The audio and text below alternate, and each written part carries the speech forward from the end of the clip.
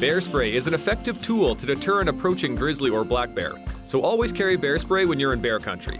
Make sure it's easy to access. Holding it in a chest harness or belt clip can help you reach for it quickly. You should be able to deploy bear spray in under 2 seconds, since bears can approach very fast. When you encounter a bear, immediately prepare to use your spray. Only use the spray if the bear is approaching you at close distance, which is about 1 car length or 4 meters. To use the spray, you need to first remove the safety clip. Hold the canister with 2 hands, one on the trigger and the other on the cylinder. Aim the nozzle at the bear's face. Hold the trigger and spray in short 1 to 2 second bursts. Remember, check the expiration date before you head out. Every adult in your group should have bear spray easily accessible. Each canister only has about 8 seconds of bear spray. Bear spray does not work as a repellent like bug spray. Never spray it on yourself or your gear. Following these tips can help protect both you and the bears that call Alberta parks their home.